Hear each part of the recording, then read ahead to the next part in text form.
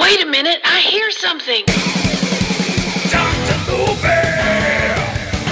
Dr. Movie! Blueberry News! Dr. Movie! Dr. Movie! Yeah!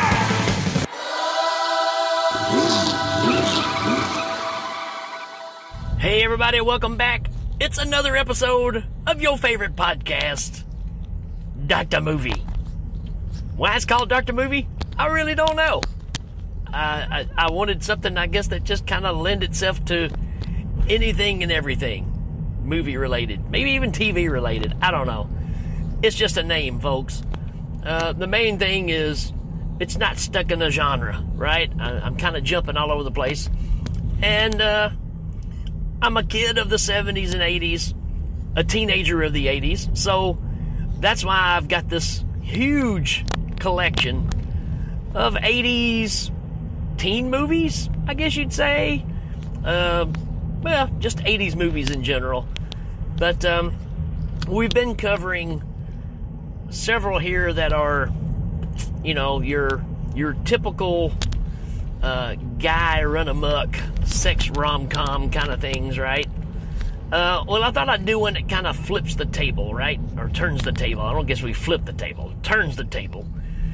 Because all the other ones are about guys trying to get lucky.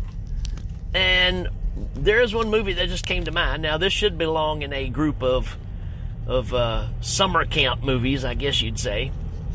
But we're going to talk about a movie called Little Darlings from 1980. Pretty popular at the time. And pretty stellar cast for this time. Let's look at the synopsis here. At camp for the summer, two teenage girls from very different backgrounds face off in an unexpected contest. Right. Streetwise Angel comes from a poor neighborhood, while naive Ferris has never wanted for anything. Both girls are on the brink of womanhood, and you know, it's one of those movies, right, of becoming a woman, right? Came out in 1980, and you kind of heard me say it there as far as our group there, and I said we had a pretty stellar cast. We got Christy McNichol, which, you know, come on, who doesn't like Christy McNichol, right? She is a staple of 70s and 80s life, TV shows. I mean, she was just kind of everywhere at the time. I know Danny Bennett's a big fan, right? We've got Tatum O'Neal. You know, for me, Bad News Bears, right? That's the first thing I think of with Tatum O'Neal. Great role for her in this one. We've got the ever-elusive 80s bad guy, Matt Dillon. Even in this movie, he doesn't play a bad guy, but you just think of him as a bad guy. I mean, I don't know what it is. It's just Matt Dillon, right? We have Armand Assante in this. Armand Assante with hair, very young, and well, I mean, this is after the prophecy, right? So he just doesn't have the Native American, you know, makeup they did, I guess, to make him look that way. He's going more all natural in this one. And we got a bunch of other people, a bunch of young kids in this. Cynthia Nixon, Alexa Kennan, and the list goes on and on. Krista Erickson, have to bring her up. She's a young lady. In watching this, I kept trying to figure out, what do I know her from? Because it's obviously something I've watched a bunch and just could not place her at all. And she's not in a whole lot of stuff, but I was like, man, I know this face. It's obviously younger from what I recognize her from. She's in Jekyll and Hyde Together Again. The movie that I have an absolute love for and am not ashamed. It's not a good movie whatsoever, but it's one of those guilty pleasures that I have. If you haven't seen Jekyll and Hyde Together Again and you like slapstick, stupid comedy, you need to check that one out. With that being said, let's talk about this movie. That's a strange segue, I guess. yeah, I mean, you've got a bus pulling up to take kids to camp. Angel, who's Christy McNichol, comes from a rough background, smokes cigarettes, wearing double denim. I mean, we're tough here, right? So she kind of puts off this air of being a tough kid, and doesn't really want to go to camp. You can tell it's just kind of not her thing. And she gets on the bus, and all these other girls are there, and they're talking about how much they like Andy Gibb and all these other people, and it's weird for me. Ladies, if there's any ladies that even listen to this show, let me know if this is kind of typical girl talk. I would assume it is. Guy talk, kind of the same. It just surprises me that you expect more from girls, I guess. But I guess we all talk about the same thing when we're still wondering what it's like to be a grown-up, right? But yeah, they're talking about, Andy Gibb's butt and all these things. And, they wait, the bus is about to leave, and there's all different age groups in this, right? So, but apparently it's an all-girl camp. And this Rolls Royce pulls up that's running behind, and Tatum O'Neal gets out of it. Obviously comes from, like I said, a posh life. Comes on the bus, wants to sit down. Christy McNichol, or Angel's, in a seat by herself and tells her that seat's taken. And she doesn't listen to her, sits down anyways. They get in a fist fight on the bus.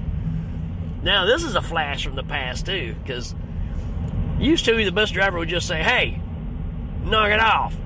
And that was kind of it, right? But he pretty much kind of lets them squabble a little bit. Then he finally stops the bus. "We got a problem back there?" And they're both like, you can tell they've been slapped around a bit. "No, we're fine." And then we drive on to camp. So already they don't like each other, right? And they end up staying in the same cabin together. And there's this one, you got to talk about this one. Can't remember her name in the show, but she's obviously underaged, belongs in the younger group cabins, but can't stand it. She wants to hang out with the big girls, so she moves in without telling anybody and stays with them, right? And she just becomes one of the bunch, which comes in handy later on. And so at this point, the character I was talking about, what was her name in the show? Cinder. Apparently did some modeling, has a check coming in every month or so from, royalties of being in a commercial, so she's all hot and snotty. And she makes a wager between Christy McNichol's character and Tatum O'Neal's character that one of them would become a woman by a certain date, right? Or one would become a woman before the other. She's betting that Tatum O'Neal's character, Ferris, will do the deed before Christy McNichol. And, you get some 80s bullying here, right? Because again, Christy McNichol smoking cigarettes, double denim, not very girly. They start calling her things that, I bet you're not into guys, all that kind of stuff. It's, it happens in these movies in that time. So they make the bet, and then throughout all of the summer camp, they're all waging and betting money on who's going to do it first.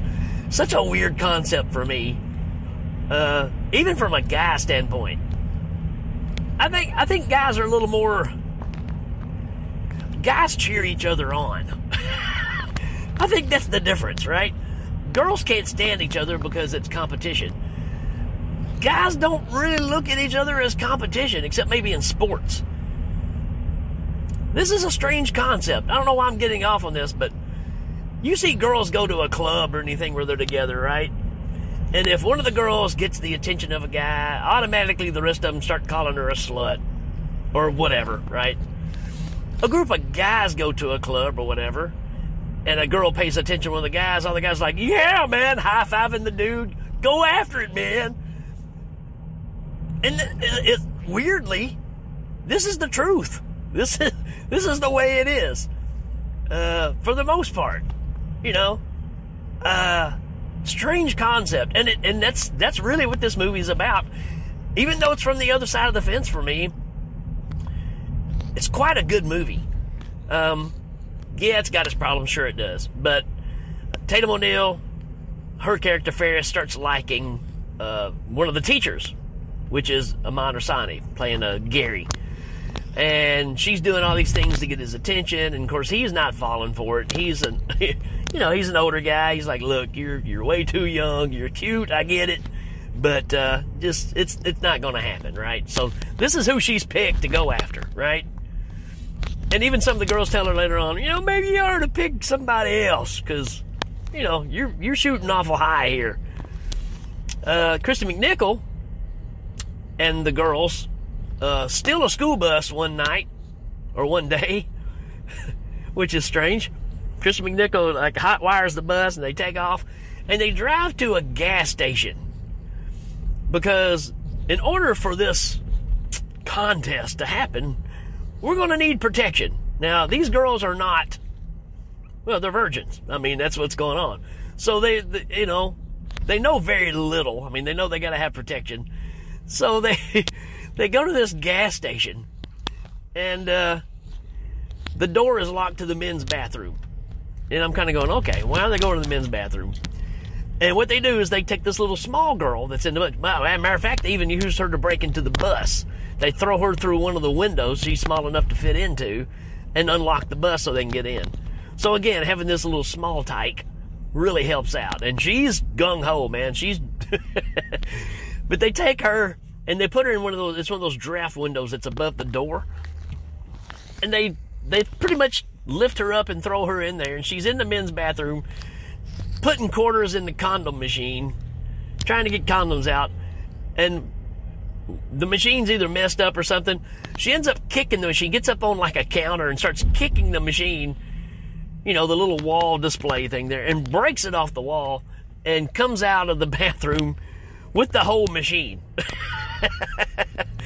Which is pretty cool.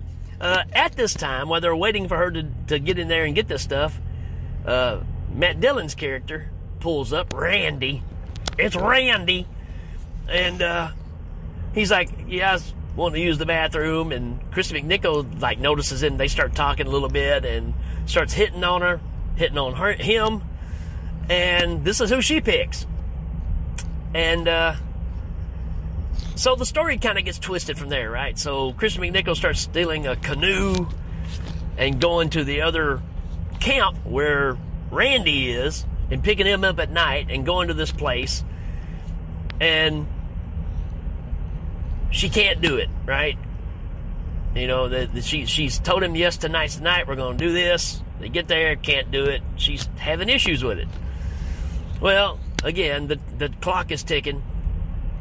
Tatum O'Neal's character goes to the teacher's apartment or cabin, and she's trying her best and again fails. But when she comes back, he says something to her of the fact of, when you're 21, maybe there's a chance. And she just starts glowing from that point, because she's got the hots for this teacher, right? So when she comes back, she's all glowing. All the girls say, uh-oh, she did it.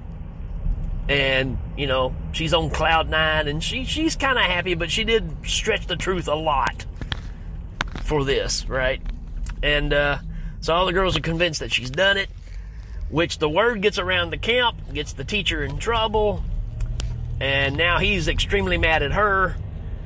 And then Christy McNichol actually does get with Matt Dillon, or Randy, and they have their night.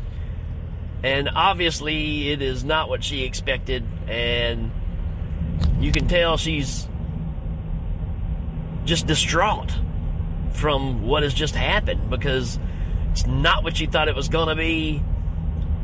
She felt kind of alone afterwards, even though he was there, and he really likes her. That's the other thing that's strange about this. In other cases where the guy's like, yeah, so what, right? This one, he really has taken a liking to her, right? They kind of go their own ways. Long story short, Tatum O'Neal goes to the teacher's place and talks to him and apologizes they kind of smooth things over. Randy shows up looking for Angel, can't find her, and finds Cinder instead. And Cinder says, "Don't you understand? You know, you were just being used. This is all just for a game." Which Cinder's a terrible person, by the way.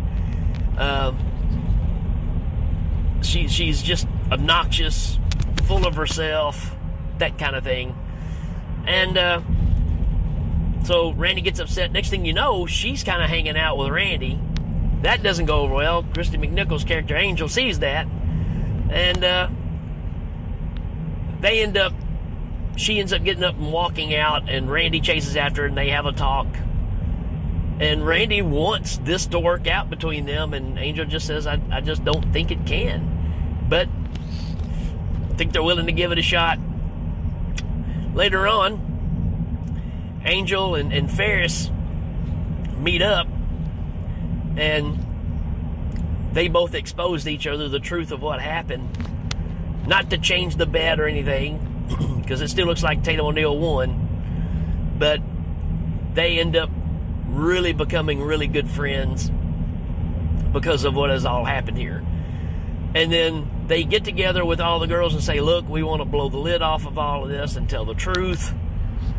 And Cinder's like, no way, we're not going to do that.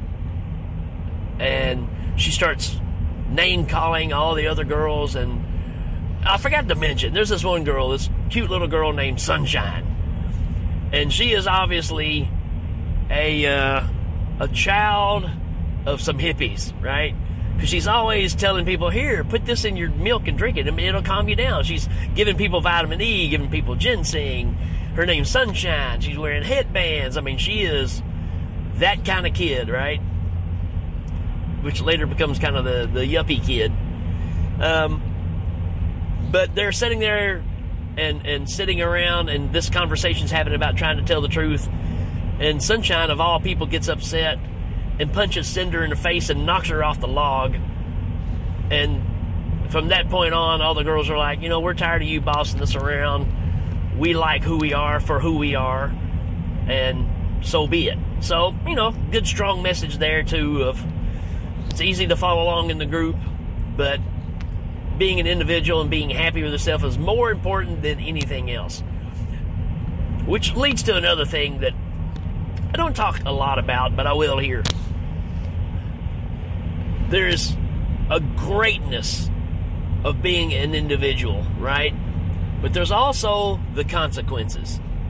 You have to realize, to be an individual, you're really not fitting in with everything else. And you have to be able to handle that. You can't get hung up on all the feelings of if people judge you based off of who you are as an individual. If it makes you happy, don't worry about what other people say. You know, we've got this thing now, everybody being accepted, and I don't know. I mean, that's fine, but it also is a road to ruin. The main thing is be happy with who you are, regardless of what other people say, what other people's influence are. If you like something, you like something. If you are something, you are something. But don't expect everybody to accept it. It's just not going to happen. That's just life. Life is cruel. The world is cruel. These are simplistic lessons that we all have to deal with.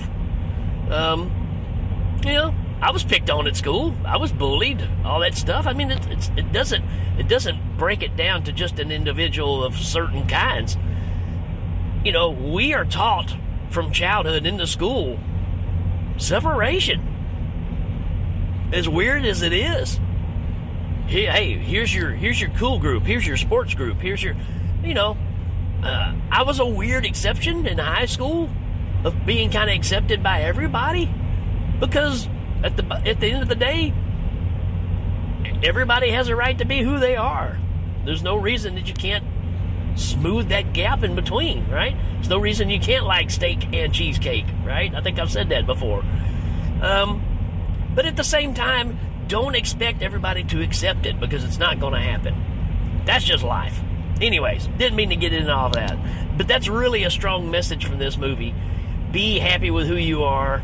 Don't be pressured into doing something you don't want to do. And as silly as this is, this movie, with the idea of, you know, girls trying to get laid and become a woman, is really surprising to me. That, you know, because from a guy standpoint, that's a typical guy thing, but you never really see it from a girl's perspective. So, anyways, that's pretty much the story of this one. At the end of it, when they all return back home on the bus and the parents are there to pick them up, Angel and Ferris introduce each other to their parents and say, "This is my best friend." So, at first you don't like each other, and now you're friends, right? This is a cool little movie, right? Pretty good soundtrack too. It's got some good tunes in it. I give this a 4 out of 5. It's a really good flick. It's just really different, just because of the aspect being from a girl's point of view. So, hey, let me know if you're a fan of this one, if you like this. I'm going to be covering a lot of these 80s flicks coming up, so give me your thoughts on this one. All right, folks, that's it for this one. We will, as you know, check you later. Dr. Movie! Dr. Movie!